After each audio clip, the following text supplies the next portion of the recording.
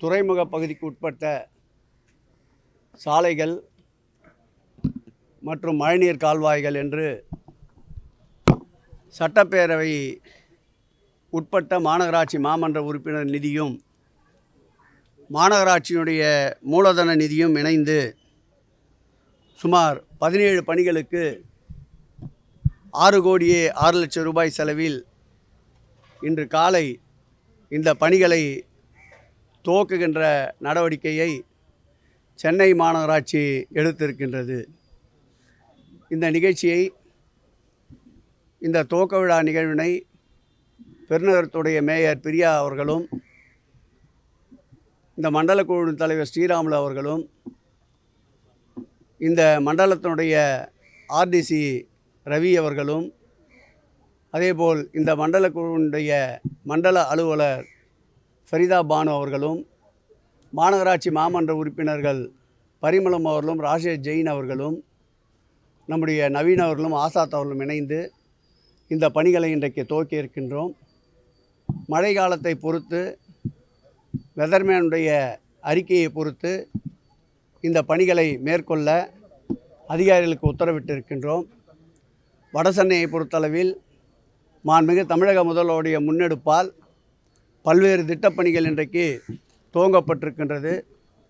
இந்த பணிகளை அனைத்தும் 2025க்குள் நிறைவு பெறுகின்ற பணிகள் என்று ஒரு புறம், அதற்கு அழுத்தம் தருகின்ற பணிகளும் 2025க்குள் அரசாணைகள் பெறப்பட்டு அந்த பணிகளை துவக்குகின்ற பணிகளை மறுபுறமும் தொடர்ந்து வடசென்னை திட்டத்திற்கு மாண்புமிகு தமிழக முதல்வர் அவர்கள் இந்த ஆண்டு மார்ச் மாதம் 14ஆம் தேதி அறிவித்த அனைத்து திட்டப்பணிகளையும் விரைவுபடுத்துகின்ற பணிகளை சென்னை பெருநகர மாநகராட்சியும், துறை சார்ந்த மின்சாரத்துறை மற்றும் கழிவுநீர் அகற்றல் மற்றும் குடிநீர் வழங்குதல் துறை, அதேபோல் நம்முடைய சென்னை பெருநகர வளர்ச்சி குழுமம், இப்படி என்று அனைத்து துறைகளும் ஒருங்கிணைந்து மாண்புமிகு தமிழக முதலமைச்சர் அவர்கள் அறிவித்த அந்த பணிகளை விரைவுபடுத்தி முடிப்பதற்குண்டான அனைத்து நடவடிக்கைகளையும் விரைவாக எடுத்து வருகின்றோம். முதலமைச்சர் அவர்கள் அறிவித்த இந்த பணிகள் நிறைவேறுகின்ற பொழுது வடசென்னையின் மக்களுடைய பெருங்கனவான அவருடைய அடிப்படை தேவைகளை பூர்த்தி செய்கின்ற வண்ணம் இது அமையும் என்பதை உறுதியோடு மகிழ்ச்சியோடு தெரிவித்துக் கொள்கிறோம்.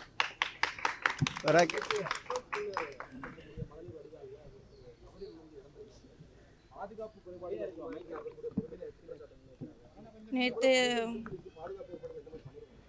இப்போ நம்ம மழைநீர் வடிகால் பொறுத்த வரைக்கும் சென்னை மாநகராட்சி சில பகுதிகளில் மழைநீர் வடிகால் பணிகளை மேற்கொள்கிறார். ஹைவேஸ் துறையை சார்ந்து சில பகுதிகளில் பணிகள் மேற்கொள்ளப்படுகிறது.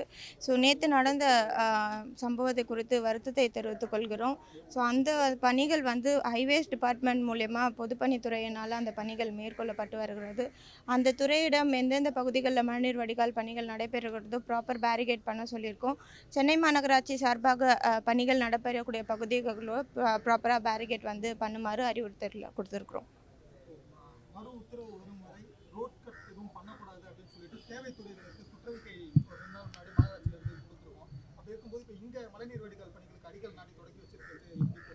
உறுப்பினர் நான் விளக்கம் சொல்லும்போது கவனிக்கவில்லை என்று கருதுகிறேன். நம்முடைய வெதர்மேன் அவர்களுடைய அறிக்கையை பொறுத்து இப்பொழுது நாங்கள் துவக்கி இருக்கின்ற பணிகள் ஆரம்பிக்கப்படும் என்று தெளிவாக கூறியிருக்கின்றேன். ஆகவே இப்பொழுதெல்லாம் முன்பு போல் அல்லாமல் மழை வருவதை முன்கூட்டியே அறிகின்ற அளவிற்கு விஞ்ஞானம் வளர்ந்திருக்கின்றது. ஆகவே அதை பொறுத்து இந்த பணிகள் ஆரம்பிக்கப்படும். பொதுவாக சென்னை மாநகராட்சியில் ஒட்டுமொத்தமாக 72 இடங்களில் மிஸ்ஸிங் லிங்க் உள்ள பகுதிகளில் இது போன்ற மழைநீர் வடிகால் அமைக்கின்ற பணி நடக்கின்றது. அனைத்து பகுதிகளிலும் பாதுகாப்பு ஏற்பாடுகள் ஏற்படுத்த வேண்டும் என்று மாண்புமிகு தமிழக முதல்வர் உத்தரவிட்டிருக்கின்றார்கள்.